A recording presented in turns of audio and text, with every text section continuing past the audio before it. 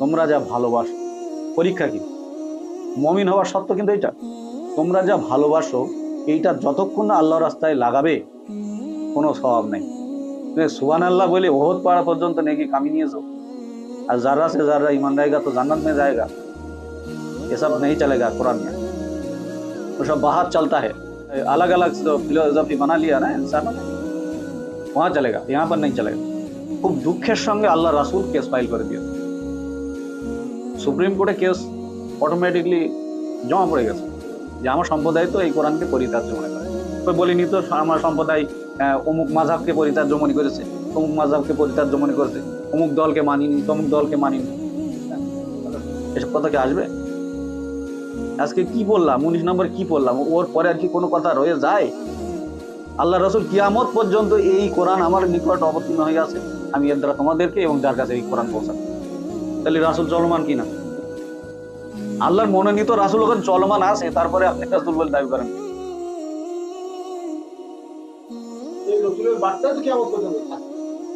এই কোরআনটাই তো রাসূলের বার্তা ভাই, এই কোরআনটা হচ্ছে রাসূলের বার্তা। এটা যেখানেই যাবেন রাসূলই প্রচার করছে। এই কথাটা হচ্ছে, কোরআন হলো একটা কথা, এই কথাটা রাসূলের উপরে তার অন্তর্দৃষ্টিতে নাজিল করা হয়েছে। এইটা আমরা যেখানেই প্রচার করি সেটা রাসূলের কাজই করছি আমরা। নিশ্চয়ই এই কোরআন এক সম্মানিত রাসূলের বার্তা। ইন্নাহু লা কাউলু রাসূলিল কারীম। এই কোরআনটা আমি যার কাছেই দেই আসলে রাসূলের বার্তাই দিচ্ছি। রাসূল চলমান বিদ্যমান, এইভাবে কথাটা সকলে নেন। রাসূল চলমান বিদ্যমান, এইটা রাসূলেরই কল। যেই দিই এটা রাসূলেরই কল, সালামুন মুহাম্মাদেরই কল, এর যেখানেই আমি দিই। ওই জন্য আল্লাহ এখানে বলছেন যে 6 নম্বর সূরার 19 নম্বর আয়াতে, কোরআন, এই কোরআন আমার নিকট অবতীর্ণ হয়ে আছে, আর আমি এর দ্বারা সতর্ক করি তোমাদেরকে এবং যার কাছে এই কোরআনটা পৌঁছাবে। তা যে মানুষ যেখান থেকেই বিশ্বে আজ কোরআন প্রচার করছে, সালামুন মুহাম্মাদুর রাসূলুল্লাহ এই কোরআন দ্বারা কিয়ামত পর্যন্ত তাদের মাধ্যমে কোরআন প্রচার করবে। তিনি কোরআনের ইতিহাসের পাতায় জীবন্ত আছেন, আর কিয়ামত পর্যন্ত আল্লাহ জীবন্ত রাখবে।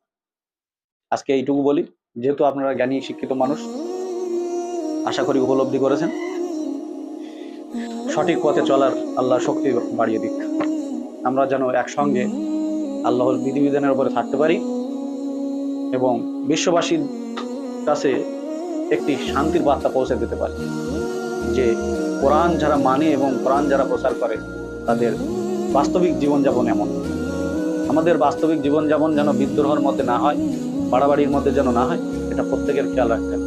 প্রত্যেকে যেন কোরআনের বিধান দিয়ে নিজেকে মাপে যে আমি আজকে কজন মানুষকে সাহায্য করলাম, আমি আজকে আমার দ্বারা কে উপকৃত হচ্ছে এবং কে ধ্বংসের মধ্যে